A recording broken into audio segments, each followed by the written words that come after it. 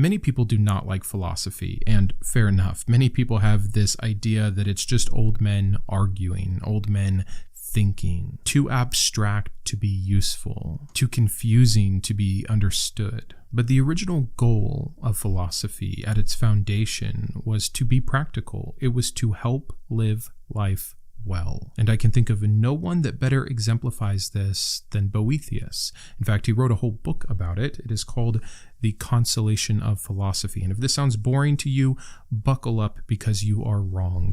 I want to take you to the time and place when this was crafted. Imagine, put yourself in the position of this man, a well-respected Roman official. It's 523 CE, and he is at the height of his power and his wealth and even his personal happiness. He has a lovely and intelligent wife, 2 beautiful and kind and curious children, wonderful friends, a truly full life, so much to the fact that he feels himself unnecessarily blessed and lucky, and he starts to give back more and more. And he also has a deep-seated love for philosophy, specifically the Stoics, Plato and Aristotle above all. And as a Christian, his goal was to reconcile Christianity with Greek philosophy, to bridge the gap between faith and reason. And though I have many critiques of his Christian writing, which is all that he did until this book, what changed? It's the subject of much debate. Does he lose his faith? Does he just put a higher value on philosophy? Does he want to reach a larger audience? It's unknown. But all we do know is that at this height of his career and life, he is falsely accused for political reasons of treason. There is no trial. There is no jury or judge. There is just his fate. Execution. He is immediately whisked away from all that he knows and all that he loves and put in a singular cell, awaiting a horrific death where he will eventually die by bludgeoning. And so there he sits. He has truly lost everything. The greatest reversal in fortune that can happen. He is essentially Job, but he doesn't turn to God. He doesn't turn to prayer or grace or faith. What meets him in his deepest despair when even his body turns on him in his cell? It's an idea. It's a lady philosophy, an allegorical representation of wisdom and reason. And it is through philosophy, practically thinking, that he reasons himself into meeting death well, accepting his fate, dealing with this change, this massive loss of literally everything. Many of us won't ever have to know that degree of suffering, but if philosophy was good enough for him, maybe there's something in it for us. So, what happens next? What is this book? What is his experience? Just to give you some framing, I think one of the biggest takeaways, I'll just spoil it right here, from Boethius is that we are in control of so little. Therefore, that which we can control, we should control. That how we think about things dictates reality. In fact, the quote I'll start with here, "No man is so utterly wretched unless he has chosen to be so." This is a shared and great theme from so many amazing individuals that have faced utter loss and suffering. It's how you think about it. It's what you tell yourself. I think of Viktor Frankl in Man's Search for Meaning, and I see such a kindred spirit. But that will be for another video. So what are some of the questions that the book tries to answer, that Boethius is reaching toward? What is happiness? Is the universe just? Do we have free will if God knows everything anyways? Should we accept what happened? Should we fight? Should we give in? Where does meaning come from? And so much more. And though sometimes, again, you will see his Christian influence slip in, you more so see his philosophical influences slip in. And so I don't want to make this about Christianity versus philosophy. That's really not the goal. I think it's an interesting side point. But some of Christianity's best ideas are Stoic ideas that Paul infused into the spirituality aspect of it all. And there are some problematic things with Stoicism as well. So it's all over the place. But again, in terms of a practical philosophy, learning to be content, I think, is of the utmost importance and what is truly, truly helpful. And if you can find a way to be content facing death, losing everything you've ever loved, and having your reputation be completely stripped from you under false pretenses, maybe we should listen. It's important to understand that he truly does start from a state of absolute despair. He is even upset with himself because he knows better. He's had training. This is what it's all been for. If he can't put his thinking to use now, when it really matters, was he just a fraud? And we see him question himself, him doubt himself, him disappoint himself. He reaches the utter bottom of his being. But gradually, he reaches a place of true peace, real acceptance, not through religion, but through philosophy. And so the question is, can reason alone really be enough to provide true consolation? So the way that the book unfolds is through a series of conversations. And she starts by scolding him. Again, he's got to kind of pull himself up and remind himself that he knows better. And so we get a quote like, "Are you the man who once nourished with my milk, grew up with my sustenance?" She challenges him right away. She says, "Were you ever even truly happy before? Did you know what that meant? If your happiness depended on your power, your family, your friends, your freedom, then maybe you were never truly happy at all." This is a revolutionary thought. This is something that's so important to understand, because when you base your happiness in anything, even the beautiful things, if they leave, if they're taken from you, then your joy, or a better word here, your contentment, is at risk. And so coming to terms with this concept first is the starting point for his consolation. This sets the stage for the philosophical unraveling of Boethius and his despair. And it's going to lead us to three major themes here: the true nature of happiness, fortune's wheel, and free will versus divine foreknowledge. There's so many more little sub-ideas that come into play, and interesting tidbits and ways of thinking about things and useful practical tools, one of which I'll just tell you now is the Stoic principle of negative visualization. He understands that he should have always done this. We see this with Marcus Aurelius. I've talked about this before. It's one of the most life-changing things, truly, that has shaped my parenting. You read from Marcus, who had lost children to illness, as he is with his young son, and he makes the conscious decision every single night to picture that in the morning his son will not wake up. This negative visualization, so that A, if it actually happens, he is prepared, but more importantly, B, it makes him present. It makes him mindful. I took this at its deepest core, and I do this not just with my children, but especially with my children, but it's part of my mindfulness meditation practice. But man, personally, again, from practical application, I cannot tell you how much more there I have been with my family, how much easier it is to let the little annoyances roll off your shoulders, how many sweet moments I have had because I took the extra 5 minutes at bedtime to laugh with them, cherish them, read them another book, do some more funny voices, whatever it is to truly connect. And that's highlighted here in this book. But let's get into these key ideas. Let's start with happiness and the nature of the good. Lady Philosophy says, "Wealth, honor, power may come and go, but virtue alone is within a man's control." Again, we can control so little, but we do have agency over our own virtue, how we choose to think, how we choose to act. And even when we maybe don't really have those choices, we need to act as if. This is in response to Boethius lamenting the loss of these things. But Lady Philosophy has an answer. She says, "Kings are not truly powerful. They live in fear of losing their throne.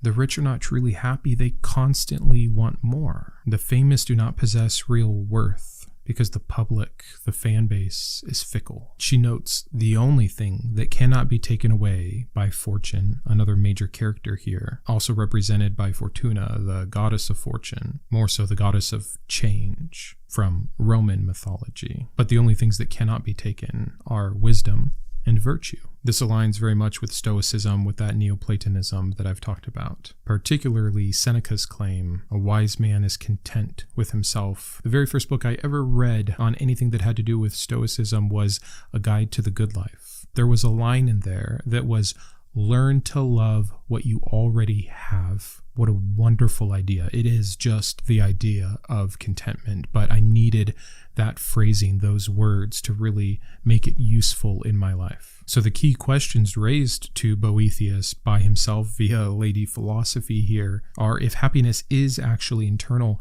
why do humans seek out the external so much? Why can we not learn from the mistakes of others or even our own past and be content, chase contentment instead of the next thing that we know will leave us discontent? Are we as humans evolved enough, high enough in thought to remain happy in prison, in poverty, in suffering? What kind of will of mind would it take to actually accomplish this? It's funny, this aligns so well with another thing that I advocate, which is CBT, cognitive behavioral therapy, which suggests that to control suffering, you need to control your perceptions. That's all we have, is the perspective that we choose to take or frame for ourselves. Boethius figured this out in the 500s, and he wasn't the first to do so, again, building off of the major Stoic Greek players. But enough about happiness. Let's move on to Fortune's Wheel. I don't want this to be too long, but man, there's just so much to say. I love this so much. I hope you can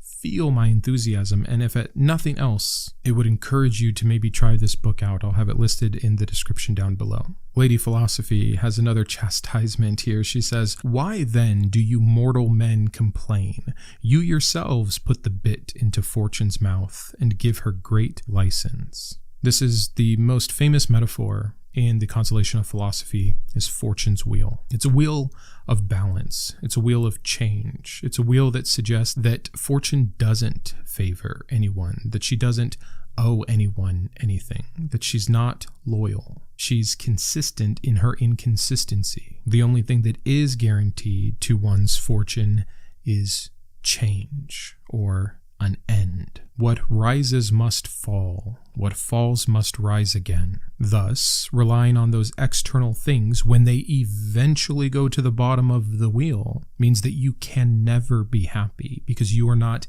accepting this concept, the inevitability of change. True peace comes from detachment, but that's such a negative connotation, and this is actually a big critique of Stoicism. Many people have a misunderstanding that the Stoics, to be Stoic is to be detached, to not feel.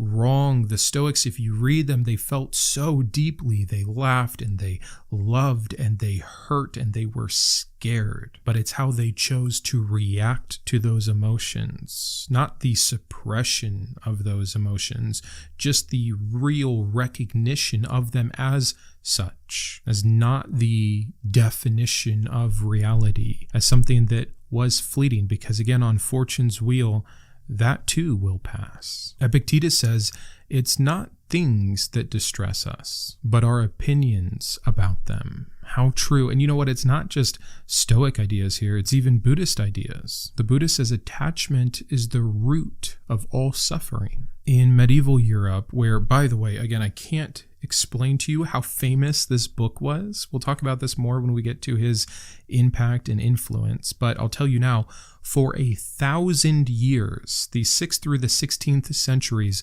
this book reigned supreme. You've probably never heard of it unless you've been interested in philosophy, because when we get to the 17th century and we start getting to people like Spinoza that I covered last week, there's a new emphasis on science. Philosophy takes a bit of a turn. Still beautiful, still useful, but so very different that Boethius just gets lost in the dust of time. But again, going back to Fortune's Wheel, if you look through medieval history, you will see it reflected in art and poetry. It's even in Dante's Divine Comedy, which Dante himself references the greatness of Boethius. So did Chaucer. So did Aquinas. So did Queen Elizabeth herself translated the Consolation of Philosophy into English. The questions raised around this idea of Fortune's Wheel and the inevitability of change are, can we accept suffering without resenting it? Is this fatalism that Boethius is preaching? You can see him question himself with this. Or is this true, healthy, emotional resistance? If we're on the bottom end of the wheel, should we take hope in a change that could come, maybe should come, if life were fair or just at all? And that's also answered here, that maybe it is death that is the reversal of fortune, that is the inevitable change that actually balances the scales. I could do a whole video on that particular concept because, again, in terms of death acceptance, which is crucial, I mean, all religion is essentially this is a broad term, but I think it's pretty darn fair to say a response to death denial. Can we be comfortable with death? Should we be comfortable with death? What does that look like? How does one apply that? Again, a topic for another day. But also then if you're at the top, should the knowing that you will arrive back at the bottom discourage you? Should it depress you? Or should it invigorate you to live now, to be in the present, to be grateful, to create your meaning for yourself? Very important things to consider. And again, all brought out in this book. And then the third and final theme that you have to note when talking about this book is free will versus specifically divine foreknowledge. Now, I personally hate Boethius's answer. He dealt with this in his Christian writing and ultimately came to the conclusion that the only way you can have free will with a divine being, which he believed in, is to place God outside of time. The cop-out of cop-outs. No man is perfect, and we will forgive him this for bringing us the consolation, but let's get into this a little bit. Boethius says, the divine mind sees all things not by looking forward from the future, but by seeing them in a single eternal present. Again, his answer, God exists outside of time, seeing past, present, and future in a singular moment. To him, that means that our lives and the events in them are not determined, that humans can still make choices. To view it like a high vantage point. A man on a mountain sees two travelers from a distance heading towards each other. He knows that they will meet even if they do not, but he did not force them to meet. I think this is a false analogy. And again, it's not inherently made by Boethius. It's just a way that this outside of time vantage point thing is explained. But it strips God of his omnipotence. You might be able to excuse omniscience on its own through some manipulation, but as soon as you add in all-powerful and the creator, I do not see how you can justify those kinds of games. Regardless, it's incredibly important to understand this was Christian medieval theology. It's Aquinas himself who really fulfills and builds the final model explaining divine knowledge and free will, and he is 100% and says as much building on top of Boethius here. And of course it raises many profound questions. There's been so much debate around this. Okay, if God is outside of time, if you're really removing him from this, then can he intervene? Has he played any role in history? There's a paradox here. That's the nice way of saying it. Boethius tries to reframe it. It's important for him because, again, it boils down to so much is out of our control. So much is indeed determined. He will admit this.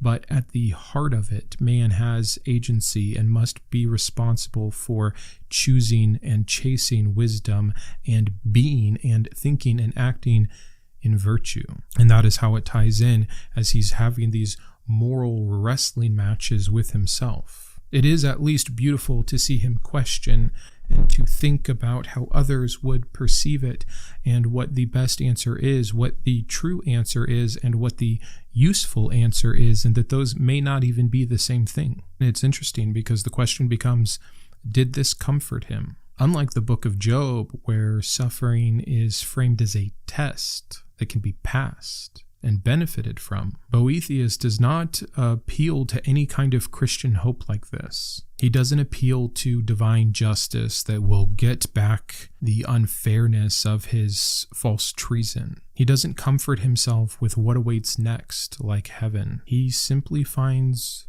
real peace through reason alone, and you cannot argue that. For him, for what he wrote in the moments before his death, we see the attainment, we see the tranquility of his soul, for lack of a better term, as he marches head held high, truly accepting of his fate, meeting death well. I think the best way to sum it up is what Bertrand Russell, another hero of mine, said about Boethius, which is that he would have been great in any age, but in his day, he was a master, so far ahead of the common thinking of the day. He's been copied and studied and translated. It was beyond important to medieval scholars, theologians, and Renaissance thinkers. His framing of free will and divine knowledge essentially started and shaped all future debates on predestination. His fortune's wheel concept is an incredibly powerful way to visualize and represent life's unpredictability and the necessity, or again, inevitability,